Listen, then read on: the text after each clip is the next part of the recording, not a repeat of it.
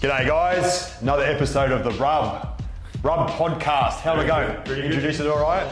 Got Aaron here, special comments man, Dipper. And we've got special guest today, Leeroy. Welcome everyone to The Rub. Yeah. So Lee has been a long-term customer of mine. He doesn't know Aaron that well, but he can be special comment. Not long ago? Oh, they know each other really well then. it was a beautiful rub. Beautiful. Really sensual. So anyway, tell me a bit about yourself, Lee, your background, where you grew up, things like that, and then your job, your family, just some background stuff, and then we'll hit into it. God, where do you start when someone asks that question? Look, good, honest upbringing, I guess. It's interesting that we sit here in Richmond because both sides of my family, my mum and dad, grew up in Richmond. Really? Yeah. Dad grew up in Bendigo Street, Burnley, Wow. which he used to refer to as North Yarra, if he wanted to make it sound a little sexier. And Mum grew up in Richmond Terrace. Wow. And fun fact for the viewers at home, Mum's cousin was Jack Dyer, the legendary No way. Captain Blood from the Richmond Footy Club. So he's my second cousin, but no longer around, and never got the chance to meet him, sadly. But so Richmond roots. So being here and living in Richmond now it's sort of like circle of life stuff for me. But Mum and Dad busted a move because Richmond was pretty rugged when they were living here and thought we needed a better life, particularly for their boys, and we moved to the other side of the Yarra. Grew up in Kew, no silver spoon. Never forgot my working class roots. Good education out in that part of town, very safe. I was probably the toughest guy in Kew at the time, which isn't saying much. Had a really, interesting, loving sort of upbringing, and then leaving there, found the love of my life, who I'm still with after over 4 decades. We've moved around a little bit, lived out north in Regent, out Preston way initially. Had stints overseas, both studying in Canada and living in Canada obviously at the time, and also started to, had the opportunity to live and work in the Netherlands for a while as well. So, great experiences for us as a young couple to both have that North American experience and the European experience. When we decided to settle down and have kids, of which we have 2, it was in Surrey Hills, really lovely leafy part of Melbourne, really nice area to bring the kids up in. But after many years there, made the decision that we needed to get back to where the action was, so hence the move back to Richmond. And probably never really contemplated that I'd feel more connected here than maybe what I felt growing up in Kew or, living and bringing the kids up in Surrey Hills. So that's kind of weird, but wonderful at the same time. And then, on the work front, had stints in, business early days. Studied, it wasn't an option, having an old man that left school at 14 and worked as a fitter and turner not far from here in Burnley Street. He was absolutely adamant that we'd have the education and take our learning and study further than he ever did. So believe it or not, you wouldn't pick it looking at me or listening to me, but did an undergrad degree at Vic Uni, did the masters over in University of Western Ontario in Canada, and that set me on my way to I guess be fascinated with the whole challenge of helping individuals and groups be the best they could be. And so hence now, I've spent probably over 3 decades doing development work with individuals, teams, helping corporates, not-for-profits build their cultures. Tremendously inspiring and rewarding work. You know, when you hit the sweet spot and people genuinely want to improve and want to put the work in, it's you get a lot of satisfaction from that. And I think it's work I can continue to do for many years to come, because I'm not a big believer in the concept of retirement. I think it's a really artificial concept, and I think it's there's a lot of inherent dangers with it. And I happen to be in a time of life where a lot of my mates are looking at pulling the pin on what they've done for many years, but I think often that's expedited by the fact that they've never really enjoyed it. Correct. Yeah. Whereas I love what I'm doing, and I think hopefully I'm like an old bottle of Grange. Getting better with age. Yeah, that's great. And maybe even more expensive. That's awesome. So that's cool, man. So does that sort of give you enough Yeah, there's plenty there to background? rummage through I'm there. learning myself something. That's great. Good, man. So I suppose the next question is, how did you come to this place here, MMT, Melbourne Muscular Therapies in Richmond, and then tell me a bit about our kind of therapy we've been doing together, or treatments. Yeah, look, I to be honest, I originally got involved or came along, if you remember, Ninja for the first time because I had an injury that I just couldn't get any improvement with. One of the things my family loved doing is skiing and snowboarding, and we've had some wonderful trips together as a family overseas. And on one of those trips, I made the mistake of trying to keep up with my son on his snowboard. I was on skis, managed to fall and sort of, if you like, compress my shoulder joint. So the issue was more a bursa deep in the joint, had been sort of impacted. So just this residual pain all the time radiating through the shoulder. Went to a mate who was a physio. He did a bit of work on it, but not the sort of work that you were able to do, Ninj. I found he didn't want to really get hands-on. He wanted to put me on machines. I wanted him to get in. And then I probably lost some faith in that mate when he said, "Lee, your injury, your rehab." And I'm like, right, okay, so if things don't improve, it's because I haven't, played my part. Your fault. So I felt like I'd gone to a religious cult and I was being made to feel guilty. Whereas my view is, when I came here and I was referred by, at the time, my daughter's boyfriend, who was playing AFL, he and a number of his mates had long-standing relationships with you and Melbourne Muscular Therapies, and these are guys that needed to reduce the pain associated with an injury as quickly as they could, and hopefully also get not only that relief but get some systemic improvement. I guess at that stage my daughter's boyfriend said, "Well, look, if you've been a physio and haven't got any joy, I'd highly recommend you go and see Marcus from MMT." And I was a little sceptical, to be honest, but I reckon one visit and the improvement was just amazing. And what I'll never forget, Marcus, from that visit, the physio I saw applied all the treatment to the external part of the shoulder. Soon as I got here, Marcus worked on the inside. And that was transformative. Never had an issue with the shoulder since.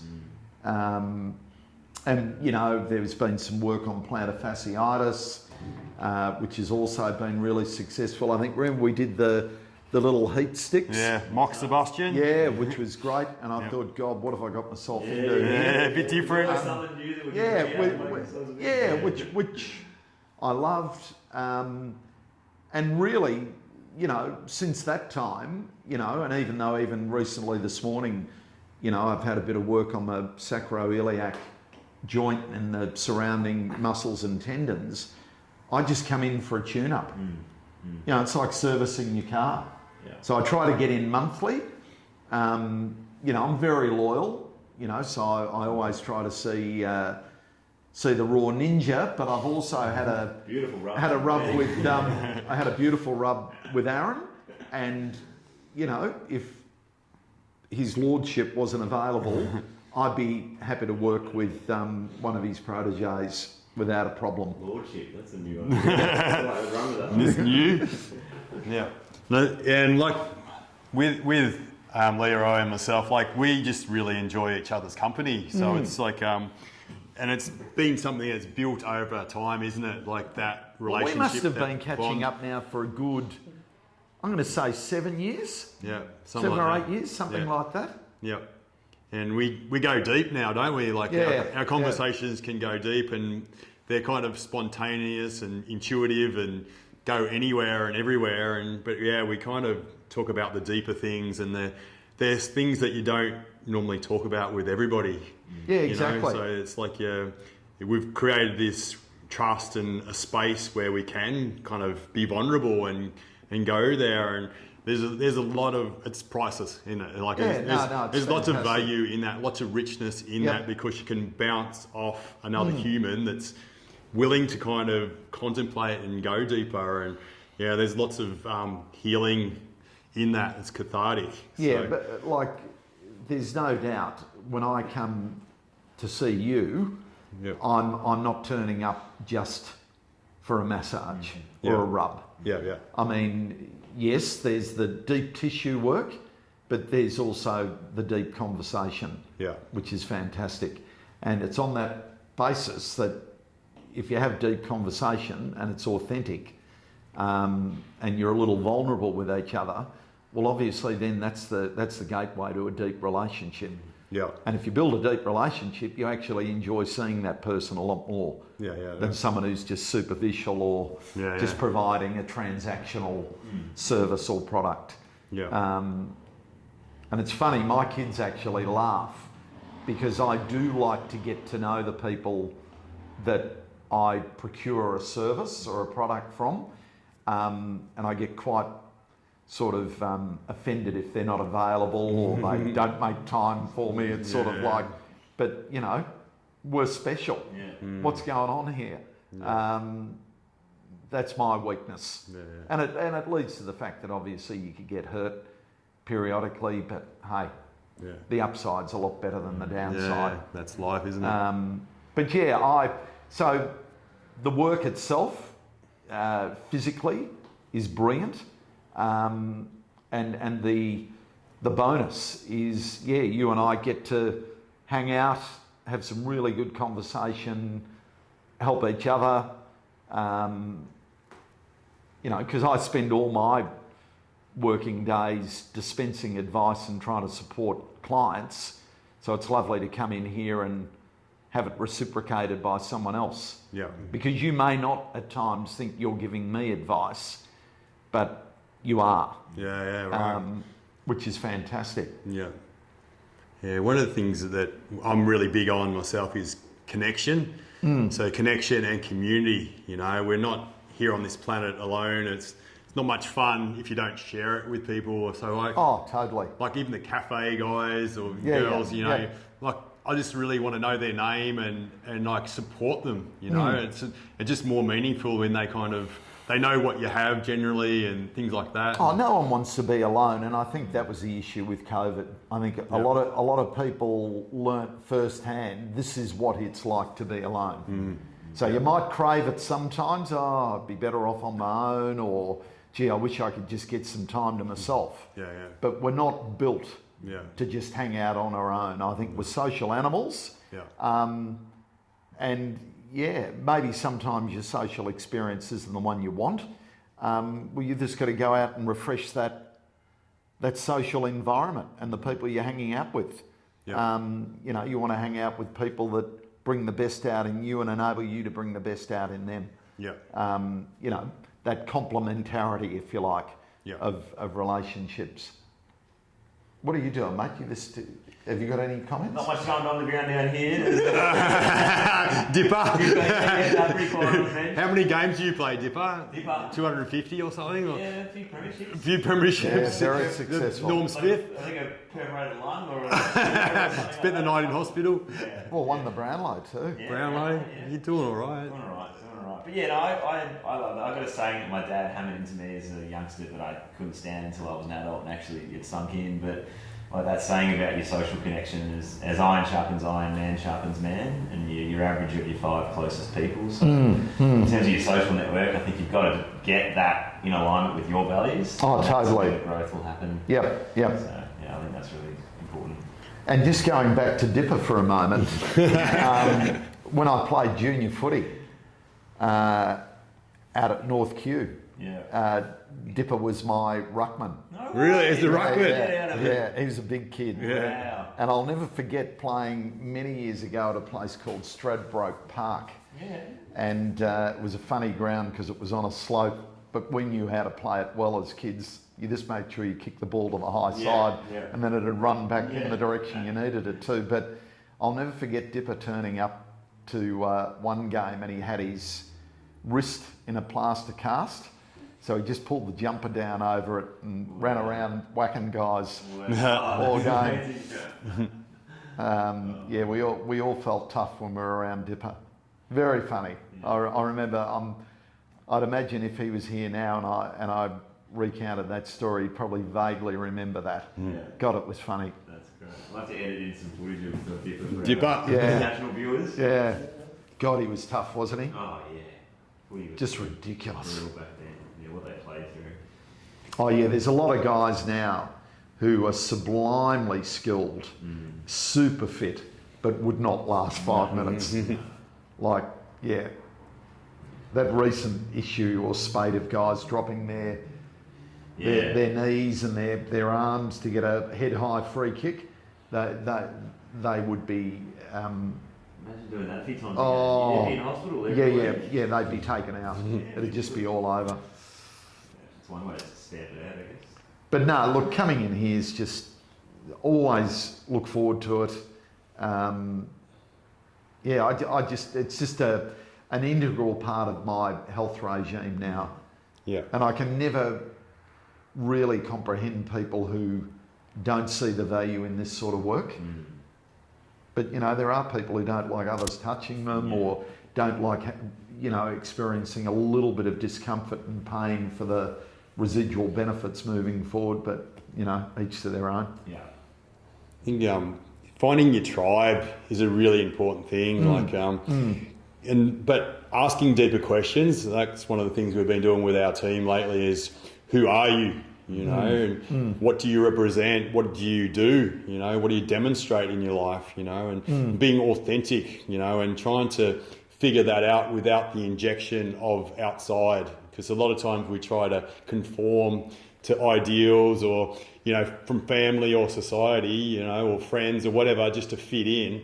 But is that authentically who we are? And I think it's a lifelong thing too, because we're changing throughout our life. So who we are changes throughout our life as well. So, totally. Yeah. Which is good. Yeah. I mean, it'd be pretty sad if we were all the finished product early on in life. Yeah. And you'd be a bit stiff, Aaron, if you weren't happy with the finished product. Yeah. But yeah, I think there's a lot of research out there now that suggests personality does change throughout the lifespan, which, I think is brilliant, but also needs to be borne in mind, when you decide to spend your life with someone. You need to appreciate, I will change, you will change. Are we going to be okay with that? But you go back to the chats you've been having with your team here, Raw. Yeah, mate. With that. But if you go back to that, a lot of the more recent studies have shown that high performance teams achieve that standing because they're happy to have a level of psychological safety and vulnerability that means you can open up to each other. And we've seen that in a variety sports teams over the years, where it's only when, you know, you remove all the artificiality and the protective clothing or behaviour that you can get real with each other and give each other feedback. So, yeah, it's got nothing to do with talent. It's got everything to do with people freeing each other up and relating to each other in a deeper, more authentic fashion, as you were saying earlier on. Yeah. Yeah, I was kind of conjuring up some words like raw and primal and pure even, like getting back to the real bones of things, isn't it? Like without all that stuff covering over it and protecting it and hiding things, you know, and yeah, you got to get real and then you can actually work together and have a common purpose and go somewhere together. Yeah, well, the term I've heard, which in my line of work is worth being mindful of, is at a very young age we become very good at what they call impression management. So you manage how people see you. Yeah. But as you get better at that, you lose touch with who you are. Like who am I?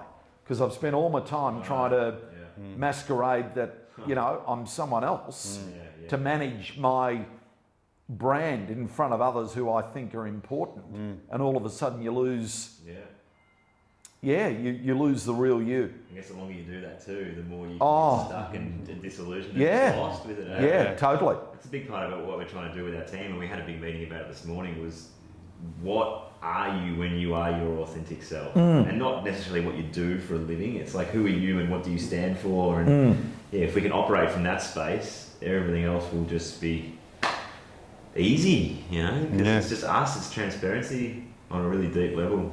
Yeah. Yeah, well, you stop taking things as personally, you're less defensive. Because you're comfortable in your own skin. Yeah. It's like, well, here I am. This is who I am. This is what I'm like. You know.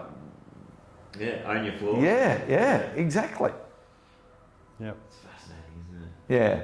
Well, that's why, you know, psychology is such a massive part of human existence, isn't it? You know, and we've come a long way with that. I think for many years, the focus from, you know, so-called experts was just look after your physical health and everything else will look after itself. But it's not true. You've got to put an equal amount of time and energy into looking after your mental health and your psychological well-being. So you could actually be physically the best specimen going around and you could be broken psychologically. You see it a lot, don't you? Yeah, so you need to work on both. Yeah. And vice versa too. You've got people with really strong in mind but are physically quite they're putting fragile, they're putting themselves at risk. Yeah. Balance is so important. Addressing both things. The thing I said this morning is like meditation is like a muscle, you know, like it's when you stop and slow down and reflect and process and digest things and talk about things, you get better and better at doing that. And like we're talking about a world where it's all about productive and where you're going and all that kind of stuff. But we don't talk enough about the slowing down, the stopping. And the phrase I liked is harvest the wisdom. So you don't get to harvest that wisdom if you're always distracted and busy, you know, and like you're always on your devices, you've always got appointments, you've always got things, but do you put time in your diary for 7 minutes of silence, you know, in nature or, you know, things like that? It can be that small and we all can do it, but do we value it enough? Or we just want Groundhog Day, you just wake up the next day and the same lessons just keep on smashing in the face, but we're not. Well, it's interesting. I think one of the things we've lost, you know, as you know, society and the community's evolved, is that ability to slow down, unashamedly slow down. I mean, I would imagine that's why the concept of the weekend was introduced. That was designed, you know, probably through the Industrial Revolution. This is your time to slow down and catch your breath, because then you're going to have to go again for another 5 days. Now, of course, that's all changed with COVID. I get that. But it remembers my mum, who's nearly 94 and sadly has dementia. But I remember she always said, you know, the standard line when I drop in to see mum and dad would be, cup of tea? Have you had a cup of tea? Yeah. And it took me years to realise that even if I didn't need a cup of tea, that was Mum's way of saying, sit down, slow down, let's have a chat. That's awesome. So instead of a cup of tea, she could have said, do you want to be mindful for a moment? Yeah. Do you want to reflect? Do you want to just exhale? That's awesome. Do you want to debrief? Yeah, it's so So yeah, I think sadly we've lost sometimes that ability to just have a cup of tea.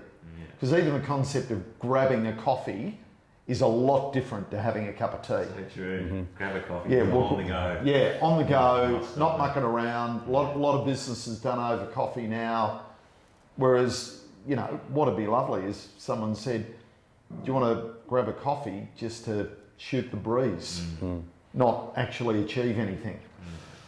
Well, how many times did you have the go away line, the throwaway line where you see someone on the street, oh, how you been? Oh, you busy? It's like you say busy, it's like something you're to be proud of. Yes, you know? yep. It's like, why do we always judge ourselves on what you said before on productivity? It's funny how we do that. Yeah. No, very good point. Just the thing with a cup of tea too is like, I know you told me this one, like coffee's for drinking, tea's for sipping. Yeah. Yeah. So tea is hot, so you can't fucking rush it. Yeah. You know what I mean? So there's like it marries in, doesn't it? It makes you slow down. Language never lies. Yeah. So it kind of, makes you slow down. You can't rush your cup of tea. It won't cool down quicker.